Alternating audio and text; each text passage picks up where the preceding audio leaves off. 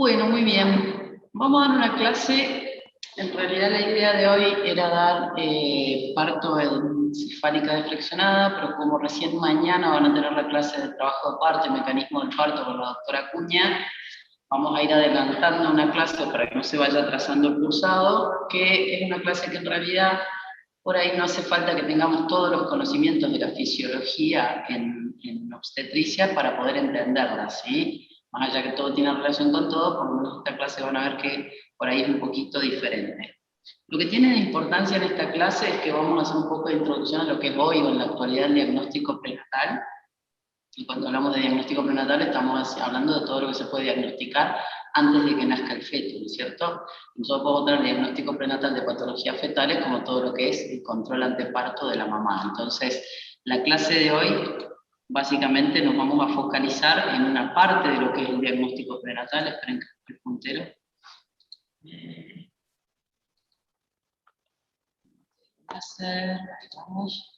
Y que fundamentalmente lo que dice en el título, que son los marcadores ecográficos que se utilizan para screening o para el cribado de lo que son las patologías cromosómicas en el primer trimestre, sobre todo de lo que va de la semana 11 a la semana 14 de gestación, ¿sí?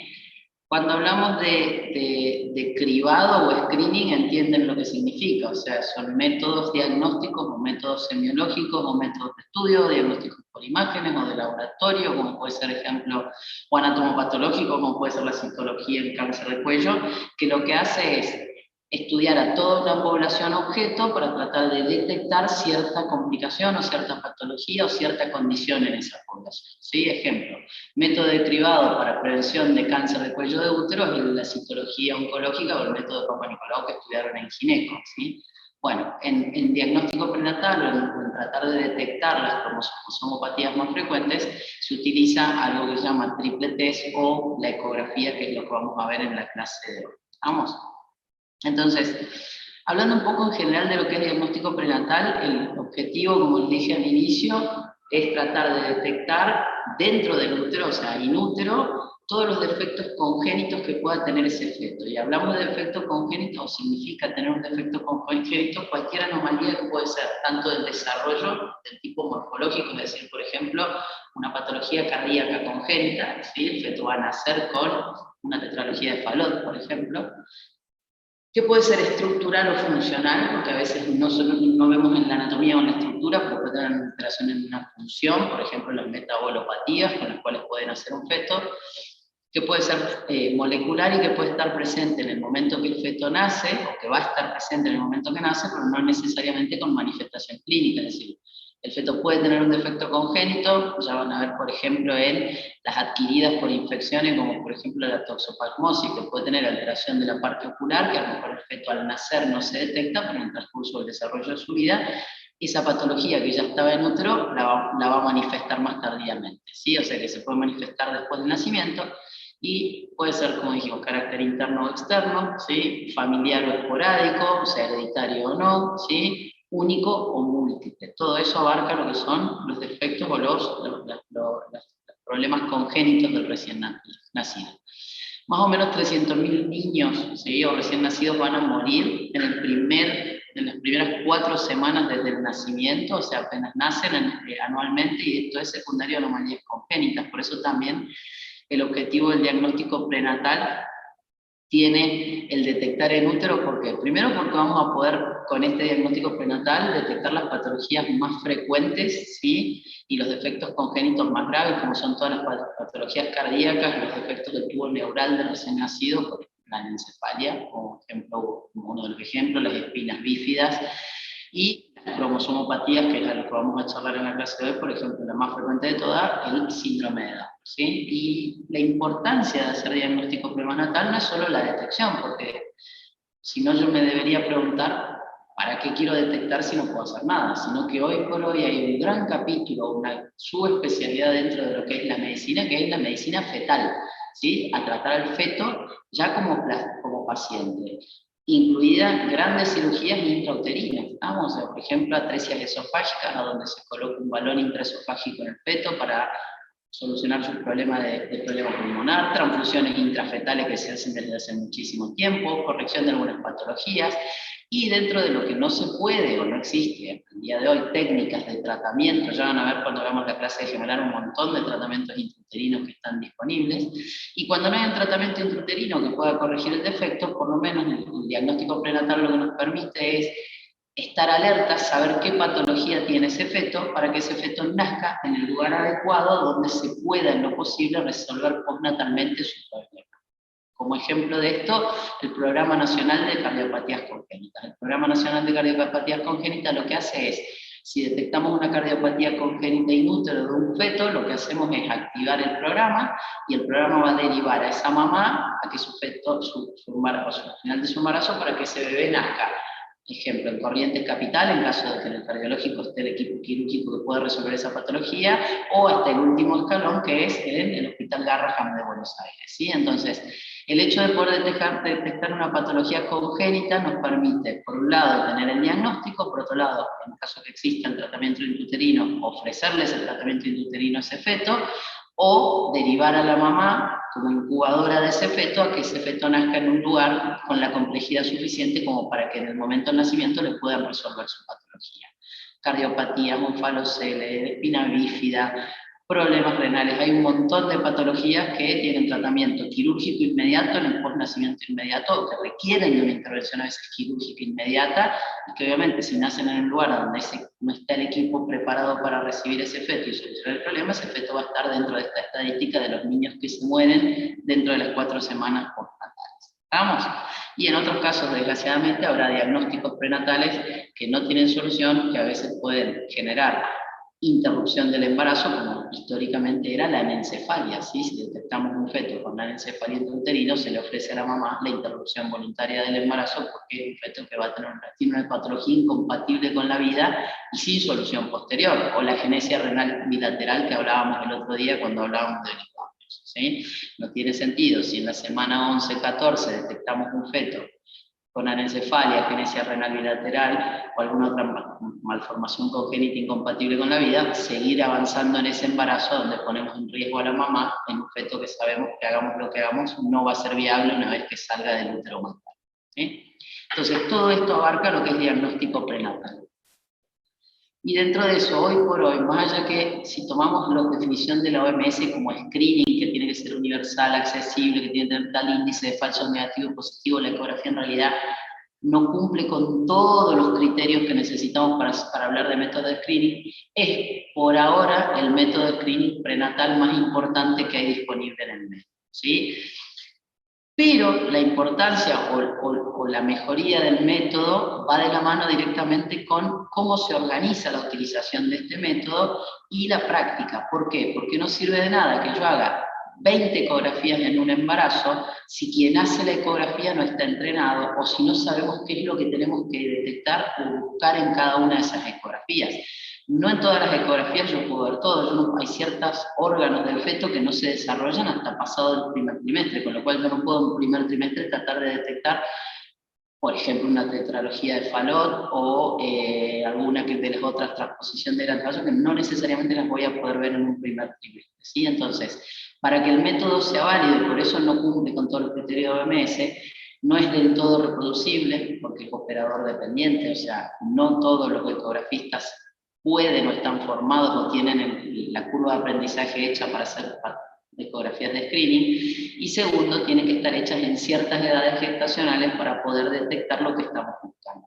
Vamos, entonces, para que sea útil en general, se incluyen 3 ecografías, una en primer trimestre, que es la que vamos a hablar un poco hoy de lo que es sobre todo la detección de cromosomopatías, luego la del segundo trimestre y una en tercer trimestre. O sea, toda embarazada que haga control prenatal, ¿sí? Que controle su embarazo y que sea de bajo riesgo, ¿sí? Al margen de las otras pacientes, las de bajo riesgo, deberían durante su embarazo acceder a un control antenatal que implique un mínimo de 5 consultas y dentro de esas consultas 3 ecografías, en primero, en segundo y en tercer trimestre. Y cada una de estas ecografías va a tener distintos objetivos.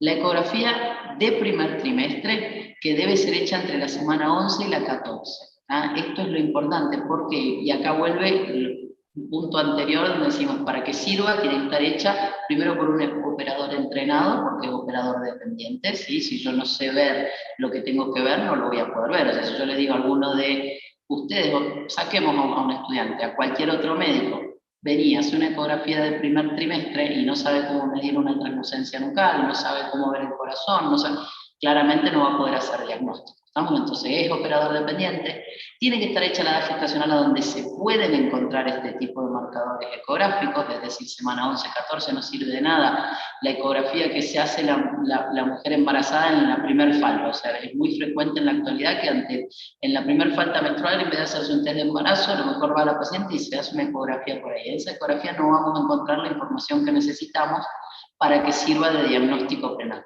Nos podrá dar alguna información, como si está el normo implantado, si hay un embrión o no, etcétera, pero no necesariamente la información que necesitamos. Entonces, para que esa información se pueda adquirir a través de la ecografía como método de screening, la ecografía tiene que estar hecha entre la semana 11 y la 14 de gestación. Idealmente en la semana 12, que es donde mejor se ve todo.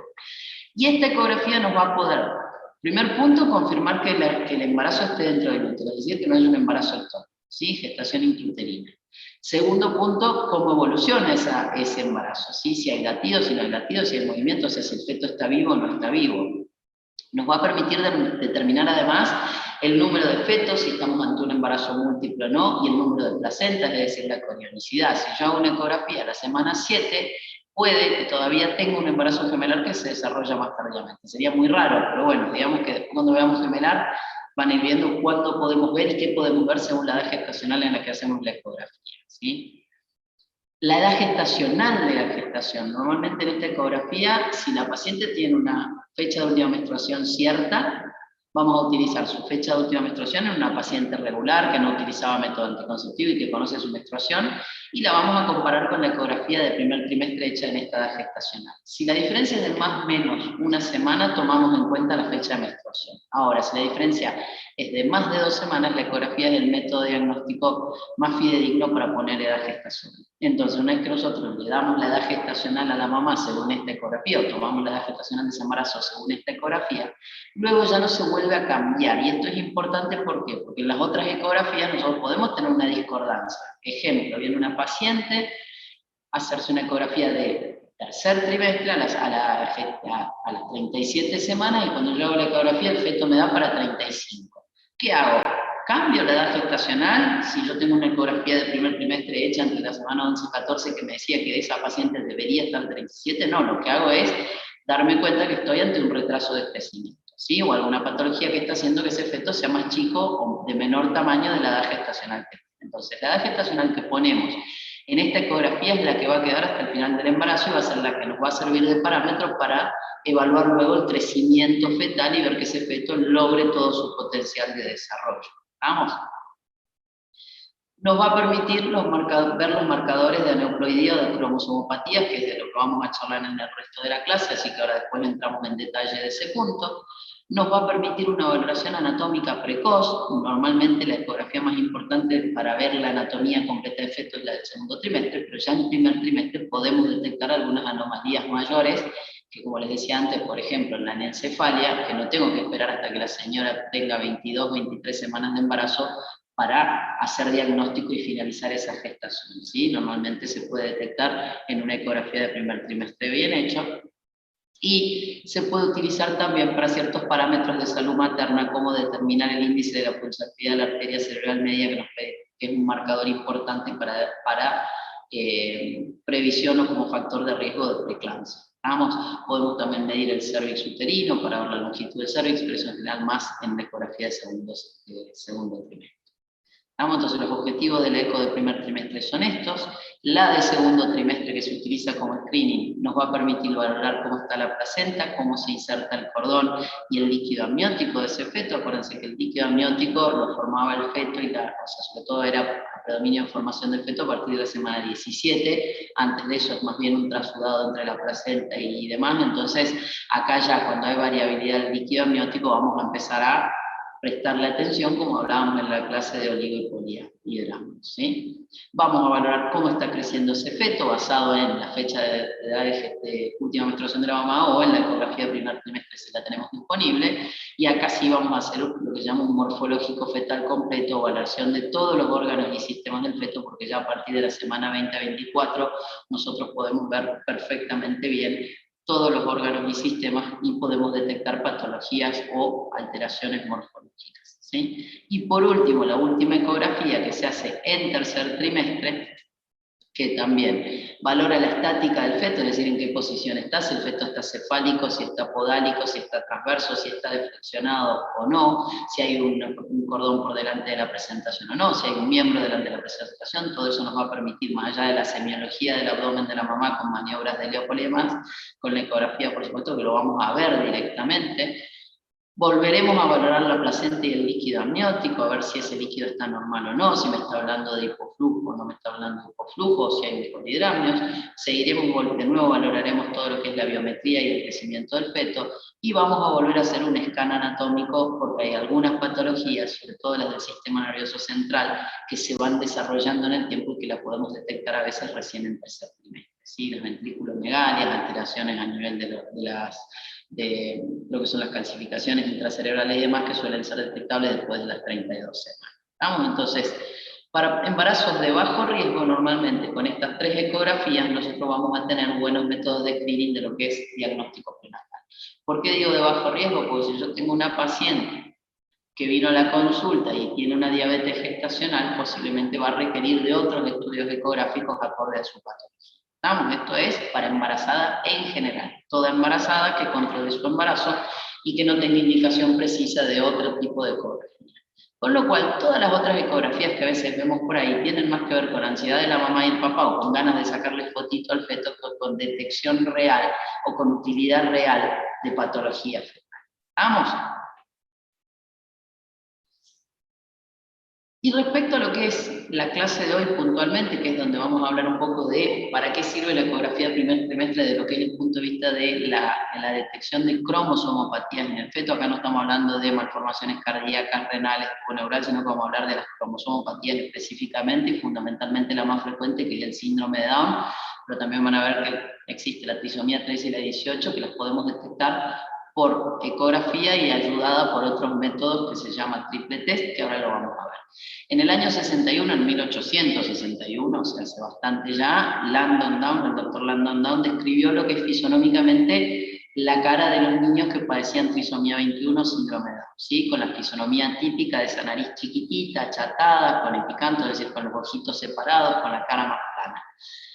Desde ese punto de vista, lo que se empezó a hacer, y sobre todo se avanzó muchísimo en la última década o en los últimos 15 años, es tratar de detectar ecográficamente ciertos signos ecográficos que nos hagan sospechar que los fetos podrían tener algún tipo de cromosomopatía. Y dentro de eso, lo que abunda, lo que se mide en la actualidad, es que el 75% de fetos que nacían luego con síndrome de Down o trisomía 21 tenían lo que se llama translucencia nucal, que ahora lo vemos aumentada, y falta de huesito nasal. ¿Sí? Entonces, a partir de ahí, se empezaron a estudiar este tipo de marcadores ecográficos que nos permiten detectar o sospechar, en realidad más que detectar, cromosomopatías.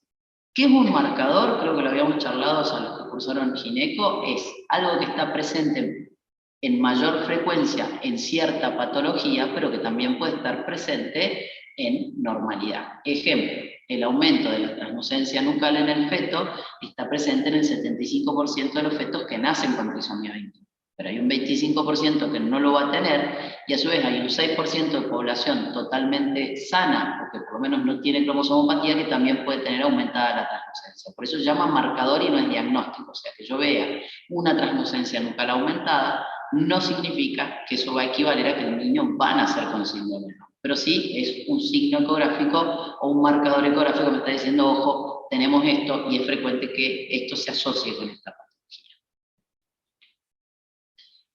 ¿Qué ocurre? ¿Para qué sirve todo esto? Porque en realidad el diagnóstico de cromosomopatías definitivo se va a lograr con técnicas invasivas, es decir, viendo el ADN de esa persona o de ese individuo. En el caso del feto, que no ha nacido, que no le podemos sacar sangre sin invadir a la mamá, Esas técnicas se hacen a través de punción de la biopsia corial o de amniocentesis, es decir, sacando líquido amniótico. ¿Se acuerdan que en la clase de líquido yo les decía que se puede hacer una amniocentesis y nos permite valoración tanto de la madurez de los pulmones como de la salud del feto? Bueno, el gol estándar para hacer diagnóstico es a través de uno de estos dos métodos que son métodos invasivos. La biopsia corial se puede hacer ya a partir de las 10 semanas, o sea, se toma una muestra del corion de ese feto que va a tener células fetales con ADN fetal, y la amniocentesis recién a partir de las 16 porque es cuando tenemos suficiente líquido como para poder entrar a esa cavidad y aspirar. ¿Qué ocurre con estas dos técnicas invasivas? Que ambas tienen un índice de riesgo de aborto temprano, de muerte fetal, que ronda el 1 al 2%. Entonces, obviamente, no voy a usarlas nunca como un método de screening, es decir, toda embarazada no va a venir a la consulta y le vamos a hacer una amniocentesis para ver si hay un síndrome de Down o una trisomía 21 o alguna otra alteración, porque no tiene sentido punzar, porque la gran mayoría de los embarazos van a ser normales y las voy a estar exponiendo a un riesgo de una pérdida de un embarazo sin ningún tipo de patología, ¿sí? Entonces, en general, estas técnicas invasivas se indican en dos situaciones. Una, cuando tenemos un test combinado, que es lo que vamos a ver ahora en la clase, que supera un riesgo de 1 en 250, o con una técnica más moderna, que es sacando sangre a la mamá y haciendo análisis de ADN fetal en sangre materna. Vamos, el ADN fetal en sangre materna es la técnica más moderna que hay en diagnóstico prenatal, ¿sí? Se llaman los test prenatales o preimplantacionales, etcétera, etcétera. Lo que se hace es,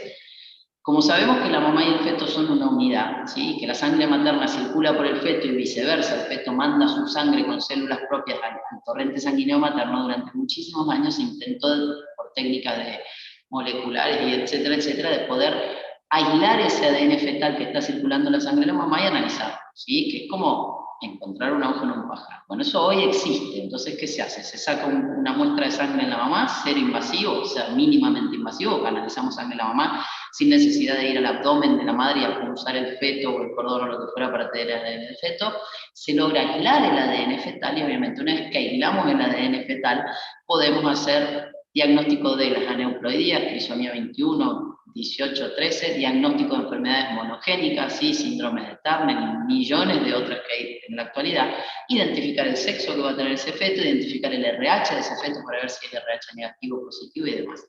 ¿Qué ocurre con esta técnica? Que no es diagnóstica 100% porque hay un 99,9%, es decir, si yo a una paciente le saco sangre, se hace un test de ADN fetal y le da positivo para trisomía 21, es un 99% seguro y un 1% de chance de que no sea correcto porque la secuencia de ADN que se logra aislar es tan pequeña que todavía no sirve para diagnóstico definitivo. Por lo cual a esa mamá lo que se le puede recomendar si tiene dudas es ahí sí hacer una punción de líquido amniótico o un ADN o una punción de biopsia corial. ¿Vamos?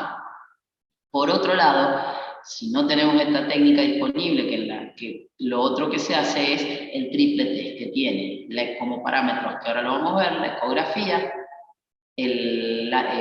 la bioquímica materna, es decir, algunas proteínas y hormonas que circulan como el estradiol y la proteína papá que vamos a ver en sangre materna que están presentes en el embarazo y vemos sus valores, la edad de la mamá y los factores hereditarios. Con eso nosotros se hace la ecografía, se marcan los marcadores ecográficos, se saca la sangre a la mamá, se toma en cuenta la materna y se carga todo lo que sería un software de computadora y el software tira un número, es decir, ejemplo, viene una mamá de 39 años que no tiene antecedentes hereditarios de cromosomopatías, le sacan sangre y le da X resultado de laboratorio, que eso se carga, y luego se hace una ecografía que me marca una translucencia nucal de 3 centímetros, hueso nasal presente, etcétera, y otros marcadores, y ese triple test o ese test combinado me va a decir, bueno, esta mamá tiene un riesgo de 1 en 200 de padecer una cromosomopatía, que es lo que decía acá, ¿sí? Menor a 1 en 250. ¿Qué significa eso?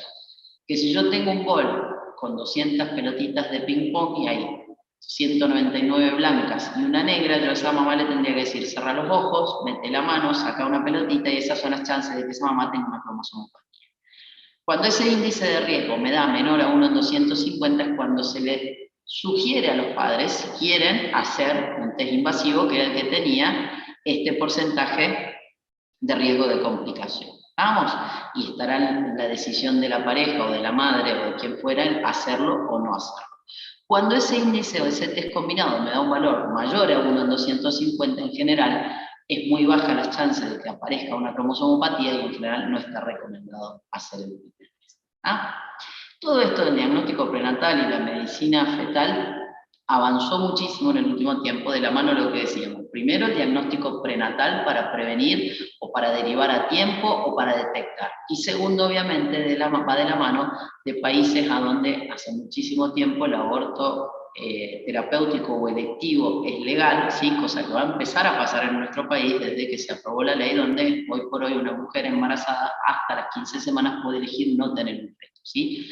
Entonces, obviamente, entran en juego mucho más fuertemente este diagnóstico prenatal de cromosomopatías y cromosomopatías que antes no son incompatibles con la vida, claramente, o sea, yo no estoy diciendo que esté bien o esté mal, estoy simplemente comentando por qué avanzó esto, ¿sí? Sino que, bueno, si vemos estadísticas en países europeos donde el aborto hasta las 20 semanas o 22 semanas está permitido en forma electiva, muchas veces familias o parejas que tienen diagnóstico de cromosomopatía temprana deciden interrumpir esos embarazos, ¿sí? Que posiblemente, por lo menos en Argentina, eso lo vamos a empezar a ver con más frecuencia. Hasta ahora en Argentina, esto que vamos a ver ahora se utilizaba para informar a los padres si es que tenían intención, o sea, los padres solicitaban hacerse esos estudios para saber si tenían un feto con trisomía o no, no por interrupción del embarazo, sino porque para preparación psicológica, etcétera, etcétera. ¿Estamos?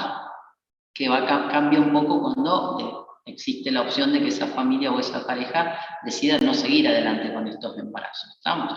Entonces, el índice de riesgo combinado va a tomar en cuenta, primero los factores de riesgo, como dijimos, familiares de anomalías cromosómicas, si hay historia familiar de alguna de estas patologías, la edad materna como marcador importante porque sabemos que la mujer nace con una carga ovocitaria y va envejeciendo junto con esos óvulos, entonces a medida que avanza la edad materna, mayor riesgo de complicaciones en el embarazo y mayor riesgo de que aparezcan cromosomopatías, ¿sí? Los marcadores bioquímicos que ahora vamos a ver, que son los que se toman en sangre, y los marcadores ecográficos, que son las imágenes ecográficas que podemos detectar que nos hacen sospechar que puede haber cromosomopatía. ¿Hasta ahí van? ¿Me están siguiendo? ¿Nadie tiene preguntas? Uy, Doctora, una miren que... consulta. Sí, ¿La edad paterna no sería un factor de riesgo también? no se toma como factor de riesgo. El hombre sigue generando sus espermatozoides, más allá que sabemos que después de ciertas edades más tardías en el hombre pueden aparecer más cromosomopatías, pero hoy por hoy para este tipo de diagnóstico no. Es la edad materna lo que se toma en cuenta. Doctora, ¿y el Gracias, examen doctora. de ADN se hace acá en la Argentina o no? Sí, se hace en Argentina.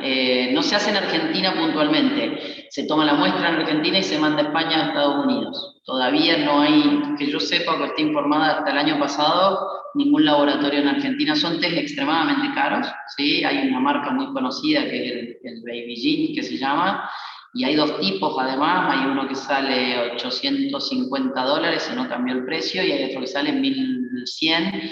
El de 850 detecta lo más frecuente, que es síndrome de Down, trisomía 18 y 13, y algunas monosomías que entran como 100 y pico, y después el más caro es el más fino todavía.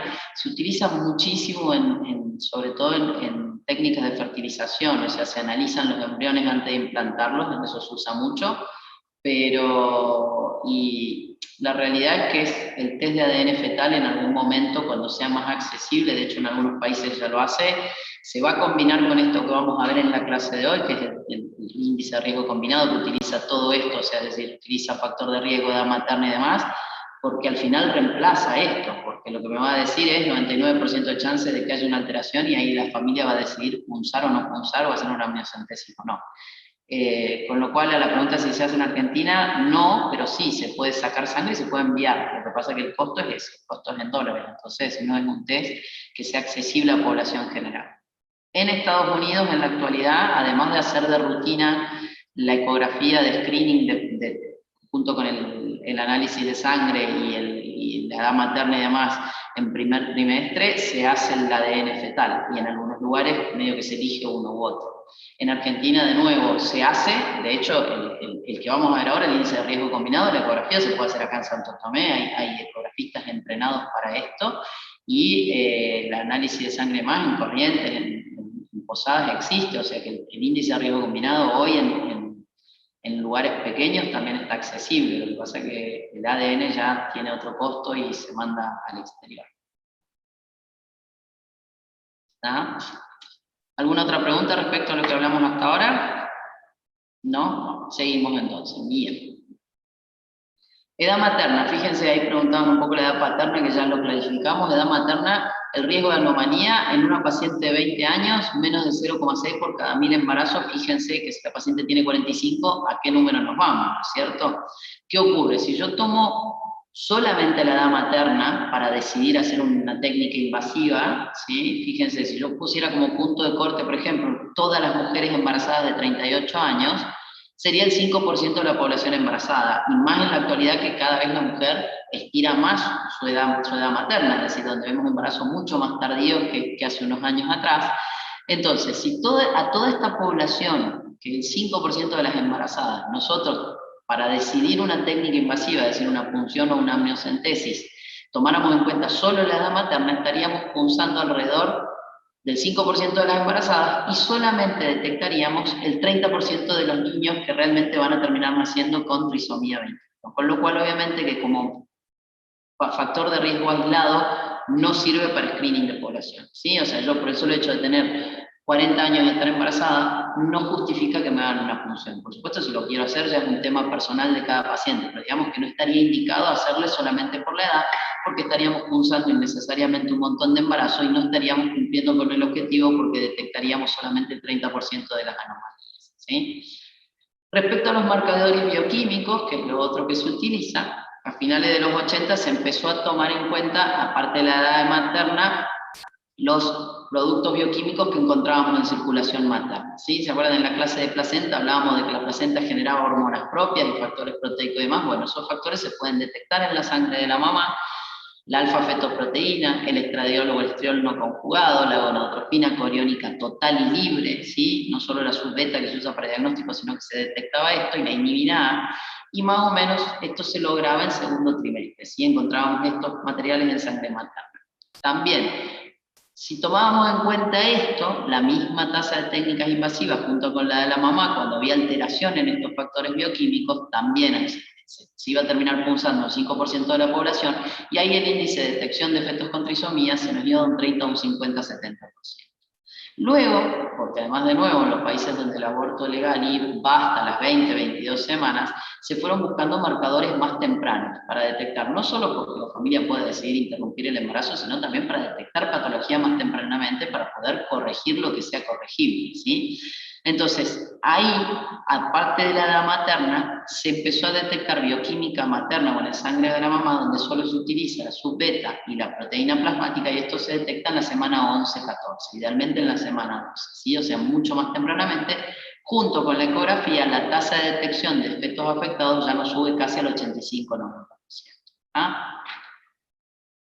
Y en la actualidad, a esa tasa de detección se le sumó la ausencia de hueso nasal que se ve en el 60-70% de los fetos afectados por trisomía 21.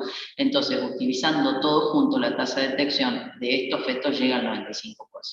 ¿Ah? Entonces, en un cuadro comparativo, fíjense, esto TD significa tasa de detección según el método que utilizamos para poder indicar o no una punción, ¿sí? Entonces, si solo tomo en cuenta la edad materna, voy a punzar a todas las pacientes mayores de 38 años y solamente voy a detectar un 30% de fetos con anomalías cromosómicas.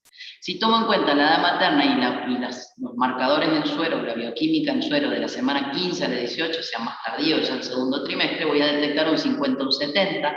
Si yo hago edad materna más translucencia nucal, que es un signo ecográfico, que ahora lo vamos a ver en las próximas diapos, voy a detectar 70-80. Si hago edad materna, translucencia nucal más valores en primer trimestre, 85-90. Si le sumo hueso nasal, 90. Y si hago todo, es decir, edad materna, translucencia nucal, hueso nasal y los factores bioquímicos en sangre materna de la semana 11 a la 14, voy a estar detectando un 95% de fetos con cromosomopatía, con lo cual la recomendación para una familia o para una madre de hacer una técnica invasiva con riesgos que implica, que sean bajos, sigue existiendo, sigue siendo un 2% de aborto para biopsia coriónica y un 1% de muerte fetal para amniocentesis, ya se justifica de una manera mucho más importante. Llega casi a lo mismo, el 95% que el 99% de detección que nos permite el ADN fetal en sangre materna, que hablamos que no es accesible por un tema de costos. ¿Vamos? Y ahora sí nos metemos en lo que son los marcadores ecográficos, ¿sí? Hablamos que tenemos la edad de la mamá, tenemos los marcadores bioquímicos, y ahora vamos a empezar a hablar de lo que son los marcadores ecográficos. Estos que decíamos que sirven siempre y cuando haya un operador entrenado, ¿estamos? Porque no es lo mismo lo que puedo ver yo con una persona que tiene una formación en detección de este tipo de marcadores.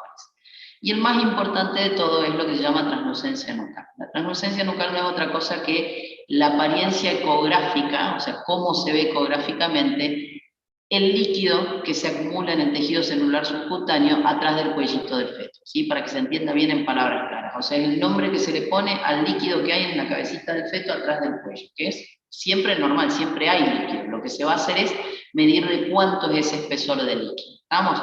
Y esto sirve en primer trimestre, y sirve de semana 11 a 14, porque si yo lo mido más tardíamente, más tempranamente, el valor no es reproducible, y yo puedo tener una TN aumentada después de las 14, 15 semanas, y eso no va a ser marcador de cromosomopatía, ¿sí? Puede ser marcador de otras enfermedades, pero cuando lo tengo que usar para marcar o para decirme, ojo, que esto puede ser una trisomía 21, es importante que se haga en la edad gestacional que dije. Con lo cual, también es importante la técnica y cómo se va a medir esa translucencia nucal. ¿Por qué insisto tanto en esto? Porque en la actualidad también, así como la ecografía es un mundo de diagnóstico muy importante y con muchos avances y con equipos cada vez más modernos, también tiene un pequeño problema, sobre todo en países como el nuestro, que no está del todo regulado. Entonces, no sirve que cualquier persona, con cualquier equipo y a cualquier edad gestacional me diga a mí que yo tengo un feto con una TN aumentada. Porque si no está hecho correctamente la técnica, no está tomada en la edad gestacional o en el tamaño de feto que hay que hacerlo, lo que vamos a generar es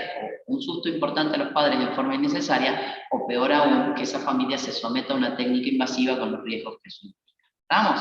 Entonces, para poder hablar de una translucencia nucal bien hecha, lo primero que tenemos que tener es que la medida desde la cabecita, o sea, cráneo caudal del feto, la longitud cráneo caudal, mida de 45 a 85 milímetros. Así que eso me garantiza una edad gestacional dentro de la edad gestacional en la que hay que hacer la técnica, que es la semana 11 a la semana 14 o a la 13,6. Que cuando se hace el estudio esté todo el polito del feto, o sea, toda la cabeza del feto visible en la pantalla, bien ampliado, que se vea solo la cabeza y el tórax, no todo el embrión. ¿Estamos? Entonces, tiene que ocupar el 75% de la pantalla, tiene que estar hecho en un corte sagital medio, ahora lo vamos a ver en fotos, ¿sí? O sea que tenemos que tener el perfil de la cara mirando hacia arriba, y no tengo que estar viendo las órbitas cuando hago la translucencia nucal. La actitud del feto, o sea, la posición de las partes fetales entre sí, tiene que estar neutra, no tiene que estar ni flexionada ni deflexionada. Siempre se mide la parte más ancha en la zona dorsal, se toman siempre 3 medidas y se utiliza la mayor que hayamos logrado, ¿sí? Y los calipers, que son las crucecitas que se usan para medir, tienen que estar bien en las líneas blancas delimitando la translucencia nucal desde aquí. Para que se entienda, lo vemos en un dibujo, ¿sí? Corte medio sagital, acá tienen el cráneo del feto, ¿sí? La espaldita, la están viendo ahí, y la nuca del feto. Esto que ven acá es hueso, es el maxilar, que nos sirve como parámetro, y de paso acá ya estoy viendo 3 líneas, con lo cual ya estoy viendo el hueso nasal, que lo vamos a ver en las próximas fotos. Pero tengo ampliado en la pantalla solamente el tórax y el polo fetal o la cabeza del feto, ¿sí? La actitud es neutra, no está ni flexionado ni deflexionado, y los calipers, que son estas dos crucecitas que ven acá, están tomando la translucencia nucal de afuera hacia adentro. ¿Por qué es importante todo esto? Porque si yo no tengo entrenamiento o si estoy muy alejada, a lo mejor vengo y mido desde acá, que es la línea de la piel, y termino midiendo una translucencia nucal informándola como aumentada cuando en realidad es normal. Entonces, es importante, no es que ustedes tengan que saber cómo se hace esto, nadie les va a pedir en el examen que expliquen, pero sí es importante que cuando termine la clase sepan que no cualquiera o que no cualquier profesional que hace ecografía puede hacer screening de primer trimestre. Para eso hay que tener una buena curva de aprendizaje para que realmente sea útil la ecografía como método de screening, ¿sí? Translucencia nucal incorrecta. En la clase en vivo siempre le pregunto a alguno que me diga por qué, y hoy como no estoy en vivo vamos a preguntarle a Charón Pablo. Activame la cámara y el micrófono, Pablo.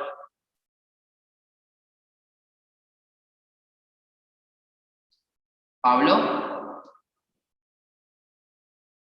Bueno, Charón Pablo ausente. Charón Pablo. Gilardón y Pablo. La cabeza, tórax. Tiene que ocupar el 75%. No, que no hablen, que no hablen, no, es que esperen un poquito, no importa si lo saben, lo que quiero saber de paso veo quiénes están conectados y quiénes no, y porque figuran como conectados pero no están, así que los que saben no, dejen que pregunte. González. Maciel. Acá estoy, doctora, buenas tardes. González, bueno. A ver, González, contame, ¿qué te parece? ¿Por qué está incorrecto?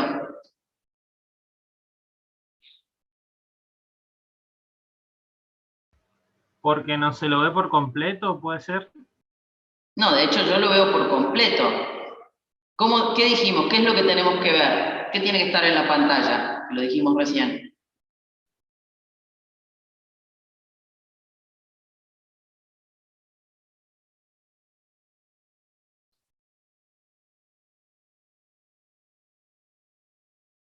El hueso nasal, doctora.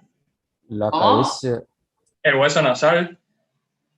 No. la Retamoso. cabeza y el feto ocupando el 75%. Chicos, no hablen todos, por favor, no hablen al que no nombro. Si no es un lío, ¿sí? Discúlpenme, pero por Zoom es mucho lío, si todos hablan. Déjenme que yo pregunte. Doctora, sí, Retamoso. Decime, Debe visualizarse solo la cabeza y el tórax, y ahí está el feto completo. Muy bien, eso es lo que buscamos. ¿Estamos?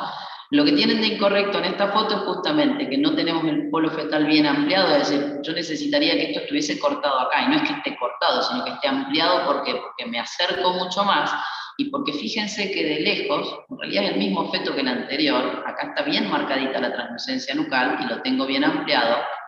Acá tengo una buena actitud, tengo el perfil medio y todo, pero tengo todo el feto, entonces se ve apenas los caliper ahí, pero tranquilamente, si no tengo entrenamiento o no tengo un equipo de buena definición, podría medir la translucencia nucal acá abajo y en realidad estaría tomándola en forma incorrecta e informándola en forma incorrecta. Entonces es importantísimo que quien haga la translucencia nucal haga la técnica correcta y la sepa hacer, si no, no nos va a servir. Por eso dijimos al principio de la clase que la ecografía no cumple con todos los requisitos que pide la OMS para ser un método de screening per se, pero es lo mejor que tenemos disponible.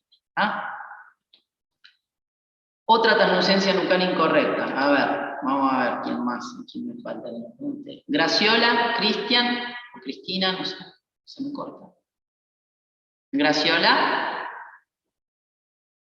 Vareiro, perdón, y Tati. Sí, doctora. Bien, ¿qué te parece? ¿Y esta por qué está incorrecta? Porque no se puede ver completamente la espalda ni la cabeza. Bien, en realidad es porque tiene dos cosas. Primero porque está todo el feto de nuevo, y lo ideal es que estuviera hasta la mitad, digamos, tórax y polo fetal. Y segundo, dijimos que el feto tenía que tener una actitud neutra, es decir, ni extendida ni flexionada. Fíjense acá que la cabecita del feto está en extensión. ¿Vamos? Entonces eso también nos va a dar una translucencia nucal aumentada, ¿sí? Otra más, fíjense. Voy a volver a ponerles primero para que les quede claro la imagen correcta, ¿sí? Feto con actitud neutra, ampliación del polo fetal, ¿sí? Y solamente la cabeza y el tórax. Antes de eso tendríamos que haber medido el feto, ¿sí? Que mide 45-85 milímetros, que me garantiza la edad gestacional para hacer translucencia nucal. Y acá tenemos una hiperextensión, y acá tenemos todo lo contrario, que es una flexión del polo fetal, ¿sí? La cabecita está metida para adentro. ¿Estamos? Doctora, y si en la ecografía, justo cuando va el feto se encuentra como estaba anteriormente, que hay que hacer alguna maniobra, algo para que se ponga, o hay que hacer repetir la ecografía? Esperar. El tema de las ecografías, cuando se hacen ecografías fetales, es que no depende de nosotros ni de un adulto al cual uno le puede pedir que se quede quieto, que respire, que vengan ayunas. Entonces muchas veces hay ciertas cosas, por ejemplo, hay veces que necesitamos, cuando se hace el morfológico fetal, valorar cómo está el situs cardíaco y lo comparamos con la cámara gástrica, y si no encontramos cámara gástrica, pues puede justamente no verse, bueno, habrá que esperar media hora. A veces no tenemos vejiga porque el feto justo orinó, hay que esperar a que orine, a que vuelva a juntar líquido en la vejiga, y en el caso del embrión o del feto, la ecografía del primer trimestre, muchas veces se lleva un tiempito hasta que logramos tener la posición justa del feto, por supuesto que con la imagen frisada, ¿no? Una vez que logramos que el feto esté en actitud neutra, frizamos la imagen, porque si tuviésemos que hacerlo con el feto en movimiento sería imposible, ¿sí? Entonces no queda otra que esperar a veces hasta conseguir la imagen, y excepcionalmente hacer venir a la mamá otro día si no logramos en ese día tomar la imagen. ¿Ah? Entonces, eso respecto a lo que es translucencia nucal. ¿No hay más preguntas sobre esto? Seguimos avanzando con la clase. Fíjense que dentro de lo que es síndrome de Down o trisomía 21, el 71% de los fetos, cuando se les hace ecografía del primer trimestre, vamos a encontrar una translucencia nucal aumentada, 75% en el síndrome de Edwards, del 72% en la trisomía 13 o síndrome de Pato, y ya en las monosomías del cromosoma X, sobre todo en el 87%, y puede estar presente en otras cromosomopatías menos frecuentes. ¿Estamos? La translucencia nucal es el marcador principal o el marcador primario o el más importante. Sí, es el más patognomónico, es el que más se repite o el que más frecuentemente está presente en fetos con cromosomopatías. Pero luego tenemos un montón de otros marcadores, y los más importantes los vamos a ver en la clase de hoy, que se llaman marcadores blandos o secundarios, que se utilizan junto con la translucencia nucal para aumentar un poco ese porcentaje de detección que teníamos en un principio, ¿sí? Y tratar de bajar los índices de falsos positivos que me puede dar un ATN aumentado. El más conocido o el más importante es la presencia o ausencia de hueso nasal, y los otros dos son estudios Doppler, que son el ductus venoso y el flujo en lateral. Respecto al hueso nasal, que también es un marcador de segundo orden, acá lo que vemos son tres líneas que marcan la piel nasal, el hueso nasal y la punta de la nariz, que son esas tres liñitas que ven ahí, ¿sí? 1, 2 y 3 que están señaladas con la flecha. Es un marcador de segundo orden, ¿por qué? Porque nosotros, para ver hueso nasal, nos interesa, primero hay que tener en cuenta la raza del paciente al que le estamos haciendo la ecografía, porque el hueso nasal en pacientes de raza negra no se toma en cuenta porque la apariencia ecográfica no es visible, ¿sí? O sea, fíjense, acuérdense que la raza negra también suele tener nariz más bien aplanada, entonces esa apariencia, esto es una apariencia ecográfica, no es que no tengan hueso nasal, sino que es como se vería por ecografía. En raza negra no lo tomamos en cuenta. ¿Estamos? Y cuando hablamos de marcador de segundo orden, es como, siempre pongo el mismo ejemplo, como dibujar un perro, ¿sí? Si yo, el hueso nasal vendría a ser el ladrido, yo le puedo poner orejas, patas y cola, y eso me va a completar. Entonces, la translucencia nucal es patognomónica, ¿ves? Cuando el perro ladra, ¿estamos? Pero a ese perro yo le puedo agregar todos los otros marcadores que me ayudan a acercarme más todavía al diagnóstico. Ahora, cada uno de ellos aislado tiene mucho menos importancia que el hueso nasal solito o aislado, ¿sí? Entonces, hueso nasal presente, ductus venoso, que es otro de los marcadores, este se estudia por Doppler. Cuando estudiamos placenta yo les dije que la circulación en el feto era que la sangre oxigenada venía por la vena, ¿sí? Umbilical, y volvía a la placenta a través de las arterias umbilicales. Respecto a lo que es la circulación fetal intrauterina, tiene dos ductos importantes. Uno, a nivel de la porta, digamos, que la sangre viene llena de oxígeno a través de la vena umbilical, y en vez de llegar al sistema porta y desparramarse y perder sangre oxigenada hacia la parte inferior del cuerpo o a los órganos menos nobles, utiliza un ductus venoso que me pasa esa sangre directamente a la vena cava inferior, y a través de la vena cava me entra a la aurícula derecha, y por el foramen oval del corazón, que en el feto es permeable, pasa a la aurícula izquierda, y de ahí bombea sangre a la parte de pulmones, cerebro y corazón, ¿sí? Entonces ese es uno de los ductos, y el otro es un ductus arterioso que está entre la arteria aorta y la pulmonar, justamente para que cuando esa sangre circule, pase a través de ese ductus, no solo al cerebro del feto, sino que también se vaya a la parte pulmonar. Este ductus venoso normalmente se puede medir y es un marcador de segundo orden. De primer lugar, cuando está reverso, ahora cuando lo vemos acá, ¿sí? Se mide el ductus venoso y vemos una onda reversa, es decir, hacia abajo, ya vuelvo para atrás con las diapos. Eso es un marcador que, asociado a un aumento de la translucencia, ni hablar si ya tengo ausencia de hueso nasal y encuentro esa onda de ductus reversa, me va a hacer sospechar que puede haber trisomía 21. Y tiene mucho que ver con que es muy frecuente que los fetos con trisomía tengan trastornos de cardiopatía congénita, sobre todo de permeabilidad del tabique, ¿sí? Entonces, ¿qué pasa? La sangre cuando viene acá, en vez de fluir en forma fácil hacia afuera, cuando el corazón se contrae, en vez de ir directamente hacia las cavidades izquierdas, como suele tener patología del tabique, me vuelve hacia atrás y eso me va a dar un flujo reverso en el ductus. Entonces, es marcador de segundo orden para cromosomopatías, pero es un marcador de primer orden para cardiopatías congénitas. ¿Ah? ¿Cómo se mide? De nuevo, lo importante a saber es que tenga que tener la edad gestacional que dijimos, semana 11-14, que son fetos que miden 45-85 milímetros, tiene que estar ampliado el tórax y el abdomen, hay que ajustar el Doppler, y lo que vamos a ver, el ductus normal tiene esta onda, ¿sí? El ductus venoso tiene una onda normal siempre anterógrada, es decir, de la línea de base hacia arriba, ¿vamos? Que coincide con la sístole y la diástole del corazón fetal. Cuando yo tengo esta onda hacia abajo, que hablo de ductus reverso, es cuando el ductus es patológico y es marcador de cromosomopatías o de cardiopatías congénitas, también puede ser. ¿Ah?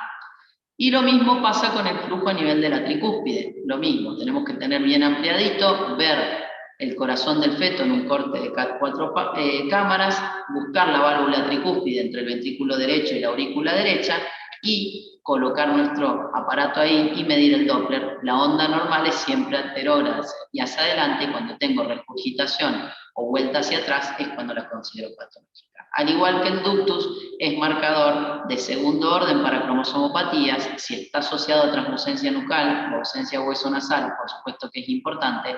Ahora, si lo encuentro solito o más allá de la semana 11-14, me puede estar marcando una cardiopatía congénita. ¿Vamos? Preguntas hasta ahí. Vamos redondeando porque ya queda poco de la clase. A ver, todo lo que son los marcadores ecográficos, el más importante y el que tienen que saber es siempre la translucencia nucal, ¿sí? Cuando la medimos semana 11-14. ¿Por qué no más allá? Porque deja de ser marcador de importancia. ¿Puedo tener translucencia nucal aumentada en fetos normales? Sí, hasta en un 6%. Es decir, que yo tenga una translucencia nucal aumentada no es para salir corriendo y asustar a esos padres. Ahora, cuando yo sumo todos los factores que hablamos en la clase, edad materna, si tengo la opción de hacer bioquímica, más la ecografía, o si tengo translucencia nucal, falta de hueso nasal y alguno de estos dos del Doppler positivos, lógicamente que tengo mayor chance de estar frente a una cromosomopatía. Todos son marcadores, ninguno es diagnóstico. Para hacer diagnóstico tengo que ir a buscar el ADN del feto y diagnosticar la trisomía, o obviamente esperar a que el feto nazca si esa es la decisión de los padres, ¿sí?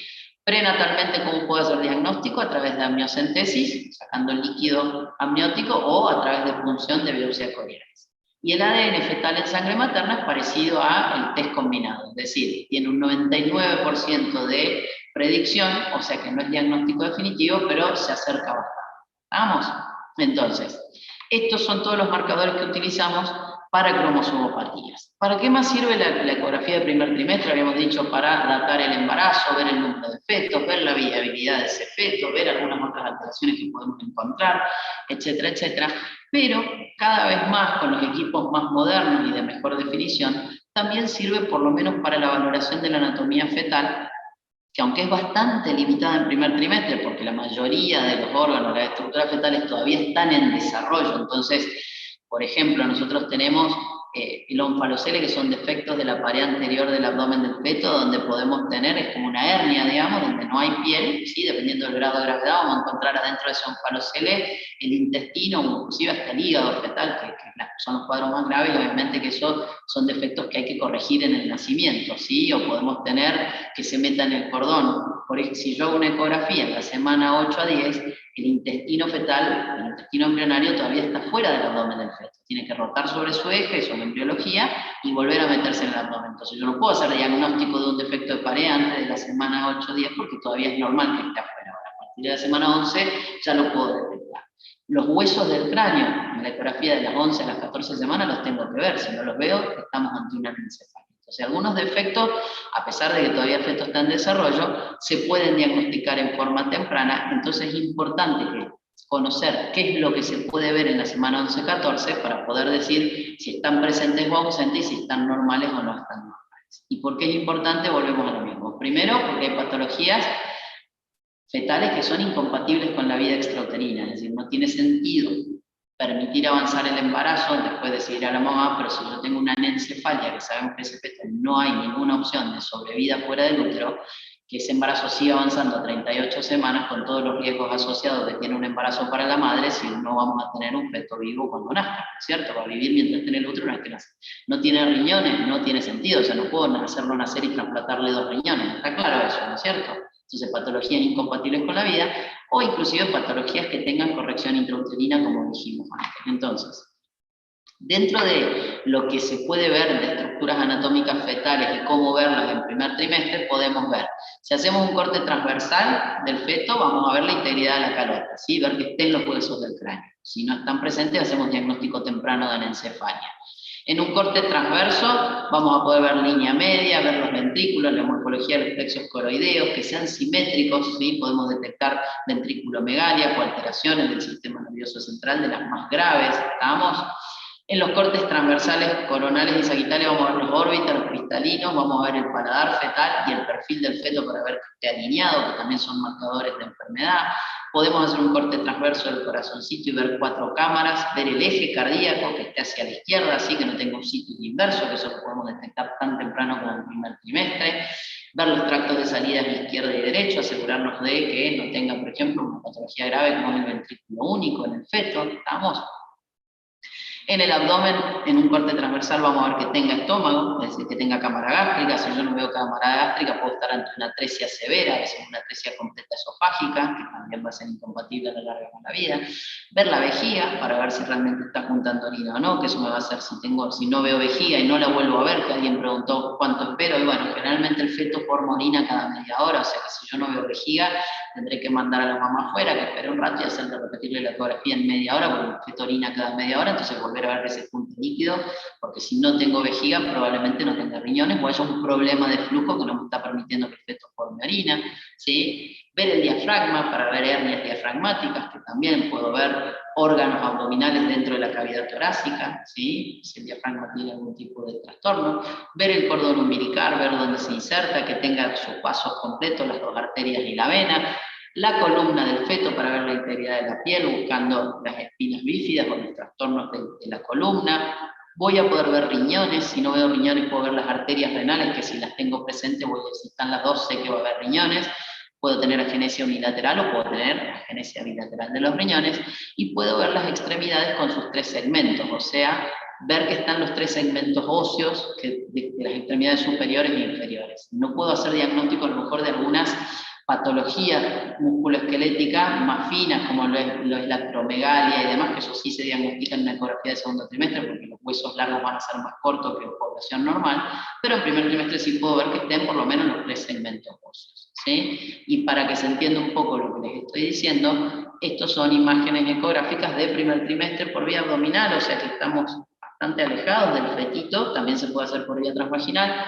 Fíjense que acá podemos ver calota, ¿sí? Integridad de la calota del feto, eso más blanco que ven ahí son los huesos del cráneo. Podemos ver la simetría de la línea media del cerebro fetal con los ventrículos, o sea que por lo menos podemos saber que no hay una simetría importante. Si hubiese una ventriculomegalia, yo vería toda esta línea media a lo mejor desplazada. Vamos. Órbitas, hueso nasal, de nuevo la calota, de paso acá aprovecho y estoy viendo la extremidad del feto.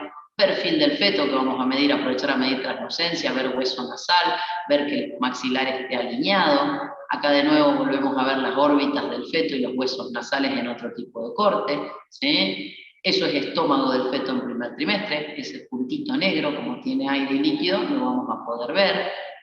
Corazoncito con sus 4 cavidades, ¿sí? Derechas e izquierdas, y el situs y que apunte hacia el lado izquierdo. ¿Cómo me ubico? Porque tengo la punta o el ápex del corazón hacia el mismo lado del estómago fetal, ¿sí? Para ver situs del feto. En este caso es ver la valoración de los grandes vasos con Doppler y ver que vayan en la misma dirección. Esto que ven oscurito acá es la vejiga del feto y las 2 arterias vesicales que son ramas de la umbilical en su última porción.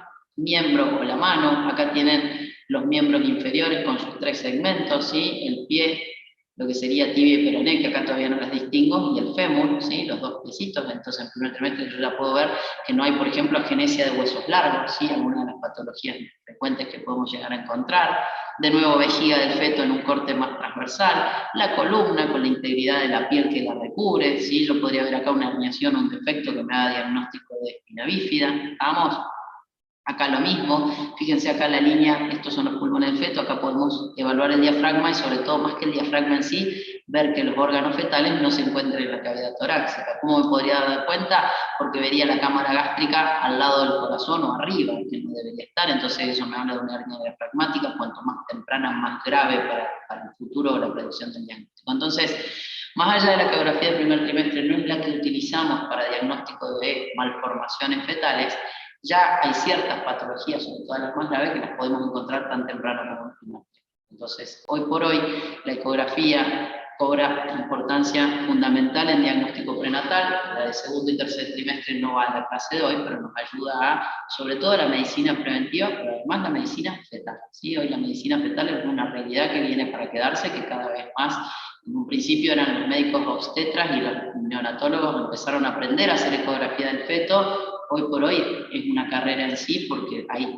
tratamientos intrauterinos cada vez más avanzados que permiten corrección de patologías que antes hacían que esos fetos se murieran al momento del nacimiento, dentro de las 3-4 semanas posteriores, y que hoy tengan no solo una sobrevida, sino una vida dentro de su total desarrollo de la normalidad, ¿sí? Patologías como los situs inversos, como los ventrículos únicos que se operan en el mismo momento del postnatal inmediato, las atresias esofágicas, las fístulas esofágicas, las transfusiones intrafetales, intrauterinas, etc. Hoy la medicina fetal es una realidad.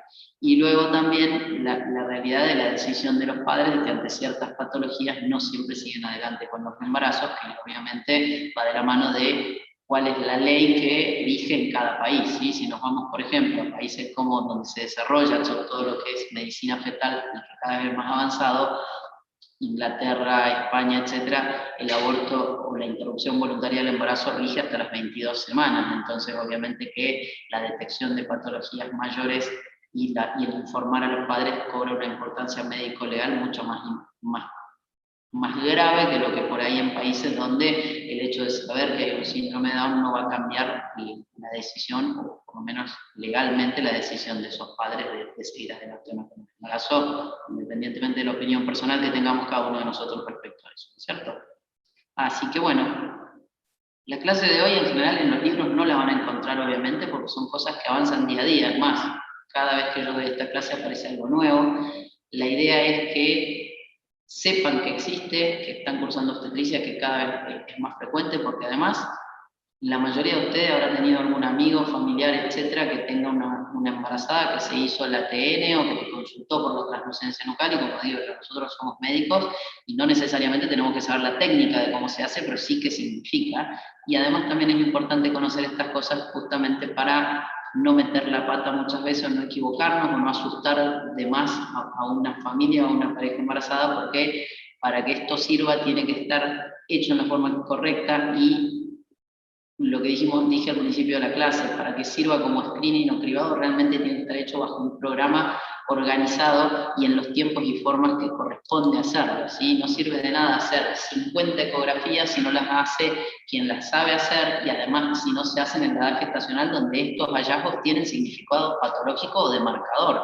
Vuelvo a insistir que la translucencia nucal más allá de las 14 y 16 semanas, si sigue presente, no necesariamente me habla de cromosomopatía, que no descarta que pueda haber otra malformación.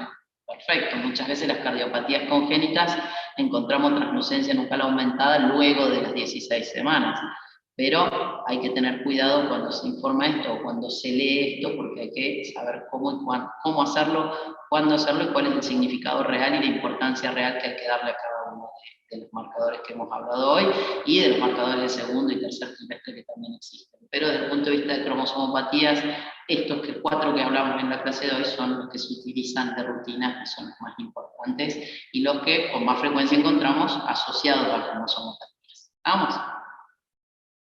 Bien. Preguntas Doctora, sobre la... Sí. una pregunta con respecto a lo que preguntó el compañero hoy, de cuando, por ejemplo, el feto está en hiperextensión. Además de hacerla esperar a la mamá. ¿No habría ninguna maniobra que modifique eso en el feto? No, ¿Nada? ninguna, desgraciadamente no depende de nosotros. Piensen que mide, dijimos 45, 85 milímetros, estamos hablando de 4, 8 centímetros, o sea, uno ve las fotos y pareciera que estamos con un feto así de grande trabajando. En realidad, primer trimestre es muy pequeñito, la mejor manera de ver es siempre por vía transvaginal, pero todas estas fotos que vieron son todas vía abdominal, que podemos ver todo esto por vía abdominal con el equipo adecuado, ¿no? Y en realidad el feto, por suerte la mayoría de las veces se logra en algún momento, porque la ecografía es dinámica, el feto se va a estar moviendo, pero acuérdense que la ecografía va como, el mismo equipo va como filmando lo que uno está viendo. Entonces uno, cuando en algún momento lo vio, si no hizo tiempo a frenar el botoncito para frizar, podemos volver para atrás en la imagen y dejarlo en esa posición neutra. El feto en el movimiento en algún momento estuvo neutro, ¿sí? No es tan imposible como parece, pero bueno, hay que tener entrenamiento y la curva de aprendizaje es bastante larga, digamos. Y mucha paciencia, con el feto mucha paciencia. Distinto es un montón de cosas que se hacen en medicina fetal donde, si es necesario, se anestesia al feto a través de la mamá. Pasa que siempre la anestesia en el feto es un tema complejo, no todas son inocuas y hay que ver cómo y cuándo. Ahora, cuando hay procedimientos intrauterinos, como colocar un balón esofágico para las atresias, que en realidad la atresia esofágica el problema que trae es que no se desarrollan los pulmones, ¿sí? Entonces lo que necesitamos del balón es, para que esos pulmones logren el desarrollo, no tengan una hipoplasia pulmonar que lleve a una hipertensión pulmonar y una cardiopatía posterior del recién nacido. Por ejemplo, se pone un balón intrafetal y eso obviamente va con anestesia, porque no podemos estar trabajando con el fetoscopio dentro del abdomen de la mamá o trabajando en el feto. Lo mismo algunas cirugías que se hacen en las uretras de los fetos masculinos que también se pueden hacer interinamente, que son las valvas de uretra posterior. Bueno, hay muchos procedimientos intrauterinos que requieren de anestesiar al feto. Cuando veamos la clase de infecciones y embarazo, van a ver que en alguna de las infecciones tardías, cuando queremos hacer evaluación del cerebro fetal, que a partir de 32 semanas las circunvoluciones no se ven ecográficamente, se ven por resonancia. En ese caso hay veces que es necesario anestesiar porque necesitamos que el feto esté quieto para poder tomar imagen de resonancia. Ahora la ecografía lo que tiene de ventaja es que es dinámica, entonces nosotros vamos mirando y el feto se puede estar moviendo, pero yo lo puedo frenar y volver para atrás en la imagen que vi. ¿Sí? Porque va grabando lo que vamos haciendo automáticamente el equipo. Doctora, tengo una pregunta. ¿Sí? ¿Cuál sería el valor de la translucencia nucal? ¿O eso se mide por edad por la gestacional y visualización? medida? Exacto, no es lo mismo los 45 milímetros, cuando el feto mide 45 que cuando mide 75, y hay tablas para eso, ¿sí? Todos estos marcadores que ustedes ven tienen tablas de medidas. ¿Por qué? Porque lo podemos hacer en distintas medidas del feto y cada una de esas medidas tiene un valor específico, mayor a 2 en general, pero por general, pero no lo tomen, no lo pongan como así, porque en realidad son tablas de medida, lo mismo que van a ver en todo en ecografía. Todos estos marcadores, cómo se estudian o cómo se fueron haciendo, en realidad se agarra a toda la población y se mide en estructuras, ¿sí? Tenemos marcadores del ángulo del maxilar, hay marcadores del cerebelo, hay marcadores de la longitud de cada uno de los miembros a distintas edades gestacionales, son muy específicos y con tablas de valores, no lo podemos repetir en uno u otro, o sea que se mide el embrión, si miramos en la tabla, si el embrión mide 55 milímetros, ¿cuál es el valor normal de translucencia nucal de esa población? Y siempre estamos hablando de dentro de más o menos 2 desvíos estándar, ¿sí? Es decir, es variabilidad dentro de la normalidad, por eso son marcadores y no diagnósticos. Y por eso es importante que les quede claro esto, que es un marcador. 6% de la población va a tener aumentada para su edad gestacional sin que tenga ningún tipo de patología. Gracias. De nada. ¿Alguna otra pregunta, chicos? ¿No? ¿Sí? Si nosotros tenemos el trípode de la edad materna, los marcadores... Un poquito más fuerte, disculpame, Melina, que no escucho. ¿Sí qué? A ver, creo que el micrófono... Ahí está. ¿Ahí se escucha? Ahí te escucho mejor, sí. Sí, si tenemos la edad materna, los marcadores ecográficos y los bioquímicos, y tenemos que todos nos tiran una trisomía, de igual manera tenemos que aconsejarle a los padres que se hagan una amniocentesis o una biopsia de cordón, o con eso Sí, ya nos da un valor. No, es que no tenés diagnóstico, eso depende, por eso les puse el ejemplo de las pelotitas de ping-pong en un principio. Este test lo que nos habla es de índice de riesgo. Y el punto de corte para recomendar, o sea, para fuertemente recomendar una punción es cuando nos da menor a 1 en 250 porque tenemos muchas chances de que ese feto esté afectado.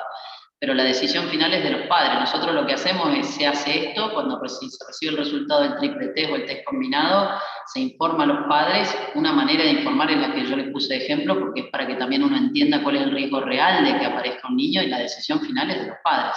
Pero para poder diagnosticar con definitivo necesitamos la punción, si no siempre estamos hablando de índice de riesgo.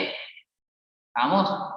Pero el consejo es ese, uno como si se dedica a medicina fetal, cuando tiene un punto de corte de 1 en 250 para abajo, recomienda eso. Si lo que se le explica a los padres es, bueno, esto es lo que ocurre, esto es lo que hemos encontrado, y para poder saber si es así o no, habría que hacer o una punción biopsia corial o amniocentesis. La decisión final es de los padres. Si los padres deciden que no les interesa hacerlo, no lo hacen.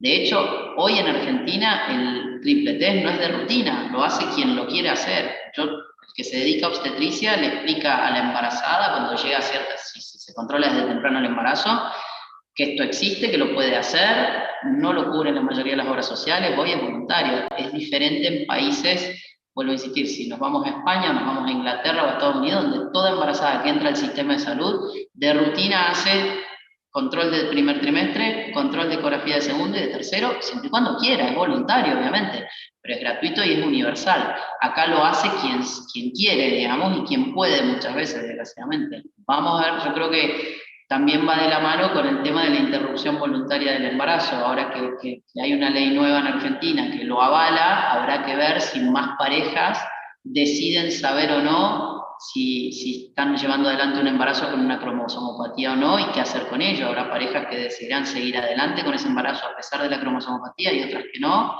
y otras que no querrán saberlo. Eso siempre está en cada individuo. Hay gente que quiere saber para prepararse, y hay gente que venga el niño y cuando nace, nace.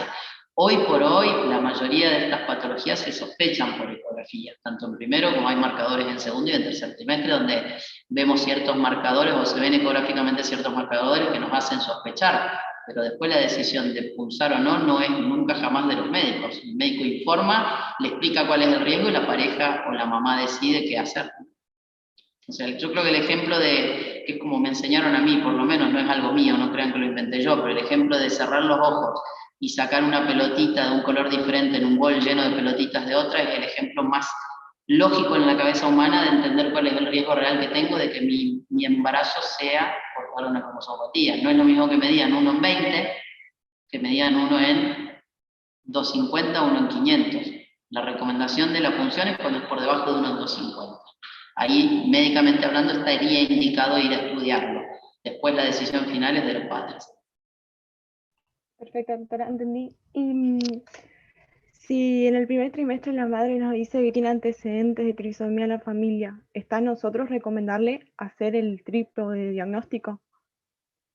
El triple test se debería recomendar en todas las embarazadas, porque esto es para justamente screening poblacional, no es por el factor de riesgo únicamente. Por supuesto que, vuelvo a insistir, en nuestro país donde no se hace de rutina, habitualmente los médicos que se dedican a obstetricia tienden a recomendarlo más fuertemente en pacientes con antecedentes familiares o en madres añosas. Una cuestión de que sabemos que hay mayor riesgo. Pero en realidad, para que sirva como método de screening, debería hacerse en toda embarazada en primer trimestre, a toda embarazada de alto o bajo riesgo, porque no siempre va de la mano. Sabemos que hay mayor riesgo en ese grupo poblacional, pero podemos tener trisomía en pacientes jóvenes, con lo cual lo ideal es hacerlo en todas las pacientes. Y acá hablamos de trisomía 21, pero tenemos otras cromosomopatías que también pueden estar presentes. Por suerte es bajísimo el porcentaje de anomalías cromosómicas en los embarazos, pero bueno, la idea o el screening ecográfico es para toda la población. Hoy por hoy no hay una recomendación específica para algunas y otras, ¿no? Lo que pasa es que en países como el nuestro, donde no está disponible en forma universal ni gratuita, ni está implementado a nivel de salud pública como método de screening, se suele recomendar en la práctica a las madres añosas y en forma privada. En la parte pública no, por lo menos acá en esta parte del litoral no está disponible, todo es por privado o por obra social. Gracias. Bien. ¿Alguna otra pregunta, chicos, sobre este tema? ¿No? Bueno, de primera instancia, el miércoles es feriado, ¿sí? Así que estén atentos. Me mandaron el Zoom, pero la facultad está cerrada, así que seguramente yo, salvo que me pida el doctor Suárez que sí o sí de clases, conmigo no van a tener clases el miércoles. ¿Ah? Les aviso para que no estén esperando a las 2 de la tarde, porque si llego a cambiar en algo, no yo, sino que el doctor Suárez me pide, les avisan mañana. Pero mi clase que está programada y que ustedes seguramente recibieron una alerta para el miércoles a las 2 de la tarde, no voy a estar porque la facultad está cerrada. ¿Estamos? Les digo para que no estén ahí pendientes y conectados de balde, que se tomen el horario ese para estudiar. Doctora, una consultita. Sí. Por fuera del tema, ¿no? Me quedó la duda la vez pasada. Tanto el doctor Suárez como hoy la doctora Cortis mencionó la utilización de radiografías durante el embarazo. ¿Está indicado en el último trimestre o algo así? ¿Hay alguna indicación en especial respecto a eso? ¿Qué harías si tenés una paciente con COVID y dificultad respiratoria y está embarazada?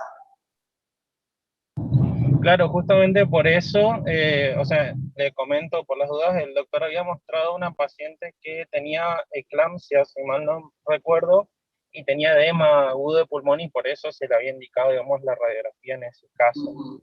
En ese caso, probablemente tercer trimestre o segundo trimestre tardío. Imaginemos que una paciente COVID positivo, dificultad respiratoria severa, ¿sí? A la guardia de un hospital y te dice, doctor, yo estoy con un embarazo chiquitito, me hice un test hace poquito y estoy con un embarazo de 7 semanas, estamos hablando del primer trimestre. ¿Qué harías? ¿Qué es tu lógica? ¿Cuál es tu lógica? Sí. En la actualidad se hace tomografía, ¿no? Es lo más fidedigno, pero bueno, disponible seguro una placa de tórax. ¿Qué harías? La saturaje está saturando 87% de aire ambiente. Tenía entendido que existen medidas de protección, digamos, pero la verdad no les sabría decir. Siempre que piensen en embarazo, a ver, te contesto con una pregunta, Miguel, para que también ustedes razonen, ¿sí? Pero está muy bien la pregunta. La radiografía o la exposición a radiación, como la exposición a drogas, como la exposición a un montón de factores, uno tiene que hacer en el embarazo. Nunca hay estudios, ensayos clínicos controlados como conocemos en medicina por una cuestión ética, ¿sí? Entonces uno tiene que siempre poner en balance el riesgo-beneficio del procedimiento que vamos a utilizar tanto para la madre como para el feto, o sea, uno cuida el binomio. En embarazo prioriza la vida de la mamá siempre, ¿sí? Eso es independiente de cualquier país, siempre priorizamos la vida de la mamá por una cuestión de lógica. Si la mamá se me muere con el feto adentro o el embrión adentro, no hay vida para el feto. Igual yo tengo que primero salvar a la mamá para poder salvar al producto de la concepción si el feto no está en una edad gestacional en la que lo pueda sacar. ¿Estamos? Entonces, primero y principal, la irradiación de una placa radiográfica no tiene riesgo de malformación congénita, por supuesto, utilizando protección del abdomen de la mamá. Durante todo el embarazo, siempre que voy a hacer una placa de tórax común, tengo que usar protección del abdomen. Cuando necesite hacer estudios que irradian el abdomen, normalmente están contraindicados en primer trimestre, ¿sí? ¿Por qué? Porque es cuando mayor velocidad de celular tengo, y siempre hablamos de estudios con gran exposición, es decir, si tengo que hacer una resonancia o a lo mejor una tomografía directa del abdomen. Pero si el riesgo sobrepasa el beneficio, o sea, si el beneficio materno sobrepasa el riesgo y la necesito utilizar, la utilizo. Por eso puse el ejemplo del COVID. Si yo tengo una embarazada que viene con ese cuadro clínico, probablemente necesite sí o sí hacerle su tomografía o su placa o lo que necesite en ese momento. De cualquier manera, respecto a radiografías que no irradien directamente el abdomen, siempre que se use la protección adecuada por la dosis de radiación que se utiliza en una radiografía común, sea de fosas nasales o de tórax, no hay ningún inconveniente ni ninguna contraindicación. Hay que tratar de evitar, obviamente, la exposición directa, ¿no? Hay que usar el delantal de plomo en la pancita de la mamá y demás. Y si es un estudio que yo puedo postergar después del primer trimestre, por supuesto que lo postergo. Todo lo que sea primer trimestre es donde mayor cuidado tenemos que tener. ¿Sí? ¿Respondí, Miguel, a tu pregunta? Sí, perfecto, doctora.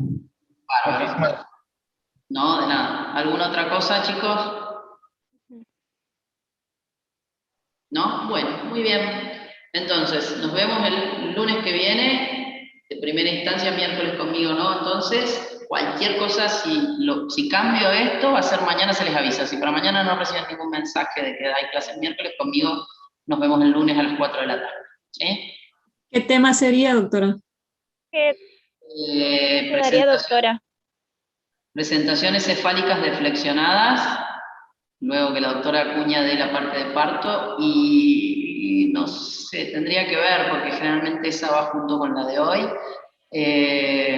Alguna patología, pero no me acuerdo ahora de memoria, o cáncer y embarazo puede llegar a ser. Ya veo cómo reorganizo las clases, pues se atrasó un poquito porque la doctora Acuña da mañana parto, y... Ah, no, sí, está bien. Presentaciones cefálicas deflexionadas y inducción al parto, vamos a ver el lunes que viene. Bien. Muy bien, listo. Bueno, chicos, que tengan una linda tarde. Gracias, doctora. Gracias, doctora. Buenas tardes. Gracias, doctora, igualmente. Gracias, doctora. Hasta luego. Chao.